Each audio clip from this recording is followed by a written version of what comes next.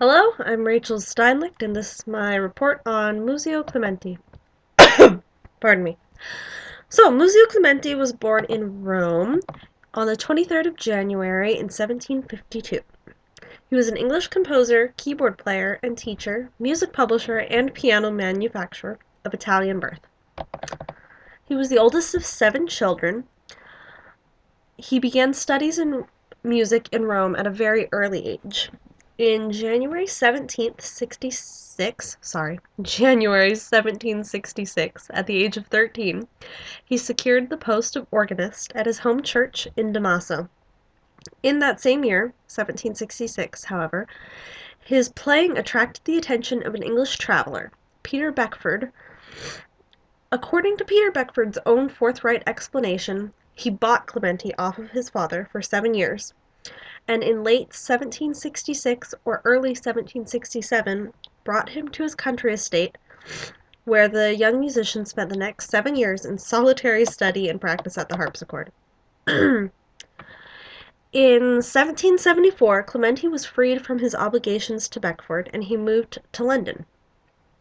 His first known public appearances were as solo harpsichordist at benefit concerts for a singer and a harpist in spring of 1775.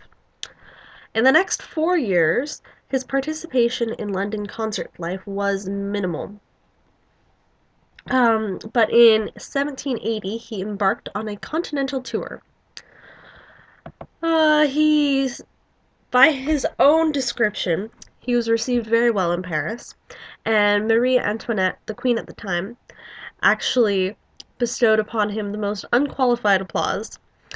This is, of course, his own interpretation of it and what he is saying, so it's definitely biased, but still. The next year, her brother, so Marie Antoinette's brother, Joseph II, who was the Emperor of Emperor of Austria, invited Clementi to his court, and on the 24th of December of 1781, he arranged a famous piano contest with Mozart. So, Mozart and Clementi were not aware of the event beforehand, and Joseph II just sprang it upon them.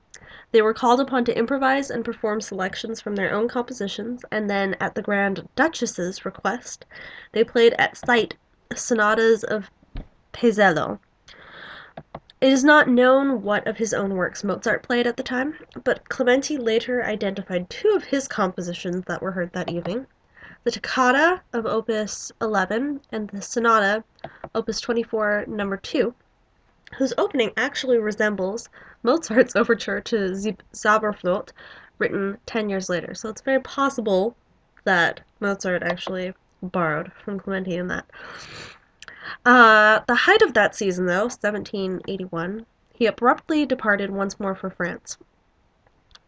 When he was in Lyon, he tried to elope with a woman, but her father put a stop to it, and the disappointed pianist returned to Bern for solace and solitude. During this time of travel and turmoil, so from when he left on his continental tour in 1780 until 1785, Clementi produced about 26 new sonatas, opuses 5 through 13, and various other compositions for keyboard. Some of his most memorable music actually dates from this period. His last clearly documented solo performance was in May of 1790, and after 1796 he ceased for almost 20 years to conduct his symphonies in public. Pretty much dropped out of the scene completely in England, which is very possibly due to the fact that Haydn came to England and really stole the spotlight from Clementi and other composers as well. But during this time, even though he wasn't performing, he was in great demand as a piano teacher. He gained fame as a teacher of professional students as well as beginning students. Among them were J.B. Kramer, the organist Arthur Corfey, violinist and pianist Benjamin Blake, and John Field. this fortune that he was amassing through teaching and through his performances, he invested increasingly in music publication and instrument making. He actually started his own company, which continued to operate until Clementi's retirement in 1830. So he operated this company for about 35 years or so. In 1802, at the age of 50, Clementi embarked on his third European tour and remained abroad for about 8 years. This time he went as a representative of his publication company and piano company. He was intent on cultivating markets for the Clementi pianos and negotiating with composers and publishers for rights to music. In 1804, while he was traveling, he got married to Caroline Lehman, who unfortunately died in childbirth the following year. And then 7 years later, in 1811, he married an Englishwoman, Emma Gisborne, and they had 2 sons and 2 daughters together. So, finally, third time's the charm, I guess. And then, after all this lovely time, he died in 1832 after what was described as a brief illness at the age of 80. His works are very diverse, as the huge span of his career would suggest. His keyboard works have a spectrum extending from the simplest galant writing to romantic piano music, from something like Alberti to something almost like Chopin. They have dynamic extremes, often seeming similar to young Beethoven music, and some of his music has the uncompromising counterpoint with figurations, which are very similar to Scarlatti and other composers from Italy, and lots of virtuoso passage work.